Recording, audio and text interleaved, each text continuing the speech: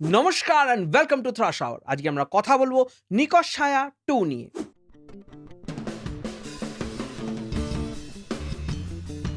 প্রসেনজিতের কাকাবাবু দেখার পর যদি আপনাদের চিরঞ্জিতের জ্যাঠাবাবু দেখার ইচ্ছে হয় তাহলে নিকশ ছায়া 2 দেখতেই পারেন। কি বলুন তো, বাংলা ফিল্ম এবং ওয়েব সিরিজ ওই শিশু সাহিত্যের বাইরে আর বেরোতে পারেনি। বাংলা সাহিত্য আটকে রয়েছে হুইল চেয়ারে অথবা প্যারাম্বুলেটরে, ওই চাকা ছাড়া অচল। শার্লক হোমস যেরকম কনসাল্টিং ডিটেকটিভ, সেরকম ভাদুরী মশাই একজন কনসাল্টিং তান্ত্রিক। এবং এই ভাদুরী মশাইয়ের এই ছবিতে ততটা ইম্পর্টেন্স যতটা জয়া ভাদুরীর অমিতাভ বচ্চনের জীবনে। নিকশ ছায়া 1 তো উনি ইউজলেস ছিলেনই, 2 তে উনি আরোই ইউজলেস হয়ে গেছে। একজন তান্ত্রিক যে শুধু ঘরে ঘুরে বেড়ায়। গল্প অনুযায়ী ভাদুরী মশাই একজন রিটায়ার্ড সিবিআই অফিসার কাম তান্ত্রিক, কিন্তু তাই বলে পুলিশ প্রত্যেকটা স্টেপে ওনাকে জিজ্ঞেস করবে কি করবো স্যার, কি করবো স্যার, মানে তোদের মাথায় বুদ্ধি নেই? আমি জানি এই বইগুলোকে অনেকেই ডিফেন্ড করতে আসবেন, কিন্তু এগুলো কিন্তু বেসিক্যালি চিলড্রেন্স লিটারেচার। এবং আপনারা যদি বলেন যে চিলড্রেন্স লিটারেচারকে নিয়ে সিনেমা কেন হবে না, ওয়েব সিরিজ কেন হবে না, তাহলে হিন্দিতে তো সারাক্ষণ চাচা চৌধুরী দেখি না? ওনারা বোধহয় ওনাদের সাহিত্যকে অতটা রেসপেক্ট করেন না। এই নিকশ ছায়া দেখার পর আমারও ইচ্ছে হয়েছে একটা ওয়েব সিরিজ বানাবো, তার নাম দেবো প্রকাশ ছায়া, এবং ওখানে পুলিশ অ্যাস্ট্রোলজারকে কনসাল্ট করে ইনভেস্টিগেশন করতে যাবে। এই নিকশ ছায়াতে একটা জঙ্গল আছে যেটা দেখলে আপনার মনে হবে কোনো বিয়ে বাড়ি ভাড়া দেওয়ার লোকেশন, শুধু আলোগুলো জ্বালানো হয়নি। মানে জঙ্গলে এত কম গাছ, যের থেকে বেশি চুল তো রাকেশ রোশনের মাথায় ছিল।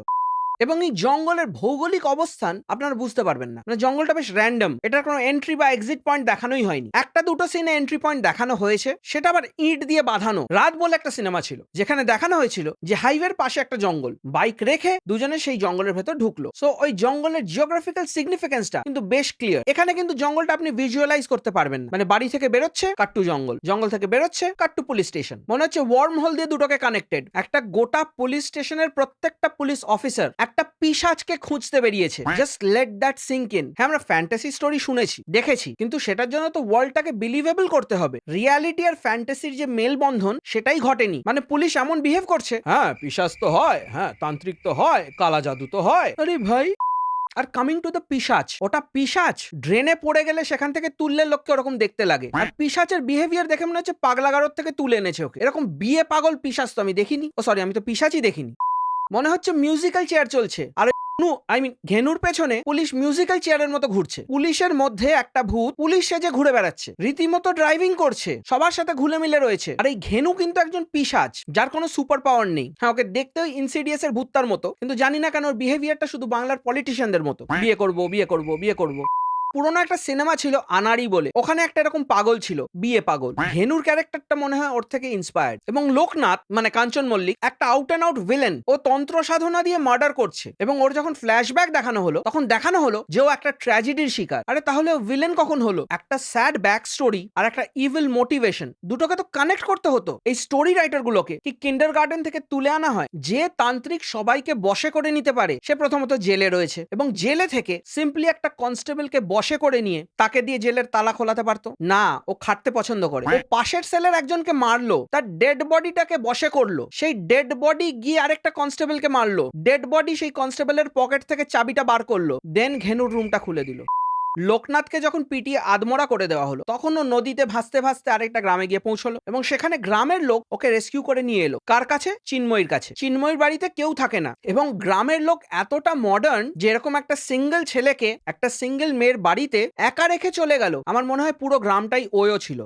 আচ্ছা, দর্শকদের কাছে একটা প্রশ্ন করতে চাই। দেখুন, আমার মেডিকেল সায়েন্সের নলেজ এই ক্ষেত্রে খুবই কম, তো আপনারাই বলুন, এরকম কোনো মেডিসিন আছে কি যেটা দিয়ে মেনস্ট্রুয়েশন একদিনে একদম বন্ধ হয়ে যায়? না, এই প্রশ্নটা করছি কারণ এই সিরিজে এরকম একটা ওষুধ দেখানো হয়েছে। আমি কয়েকজন ডাক্তারকে জিজ্ঞেস করলাম, তারা কিন্তু বললো এরকম হয় না। অবশ্যই তাদের কথা আমি বিশ্বাস করি না, আমি নিকশ ছায়াকে বিশ্বাস করি।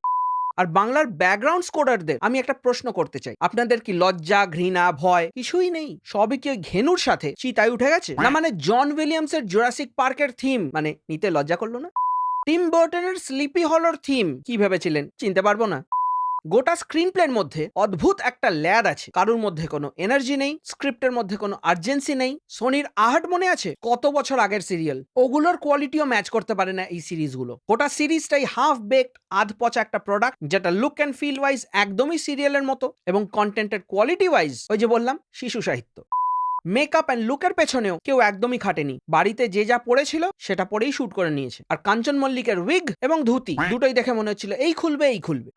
সিরিজের মধ্যে না ছিল এন্টারটেইনিং ফ্যাক্টর, না ছিল কোনো থ্রিল, সাসপেন্স, মিস্ট্রি বা হরর। হ্যাঁ, একটা এলিমেন্ট ভরে ভরে ছিল, সেটা হচ্ছে টর্চার, যেটা আমি ফিল করেছি এটা দেখতে গিয়ে।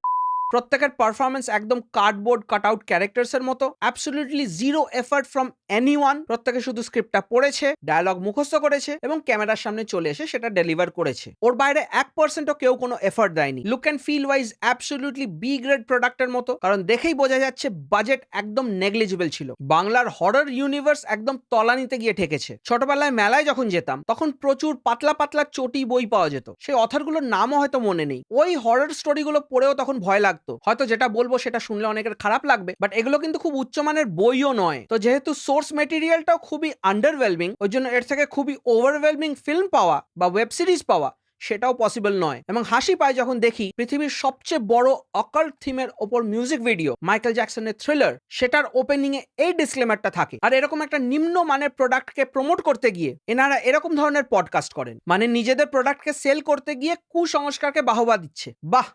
নিকোশ শাহ 2 কে আমি 0 দেব আউট অফ 10। তো যাই হোক, এই ছিল আমার ভিউজ এন্ড ওপিনিয়ন্স অন নিকোশ শাহ 2। আশা করি আপনাদের এই ভিডিওটা ভালো লেগেছে। যদি ভালো লেগে থাকে তাহলে একটা লাইক, শেয়ার আর সাবস্ক্রাইব করে দেবেন। আপনাদের কোনো মতামত, সাজেশন বা ওপিনিয়ন থাকলে কমেন্ট সেকশনে নিশ্চয়ই জানাবেন। You can always connect with me on my Instagram account. আপনারা দেখছেন থ্রাশ আওয়ার, আমি আপনাদের হোস্ট টম থ্রাশ, এবং দেখা হচ্ছে পরের ভিডিওতে।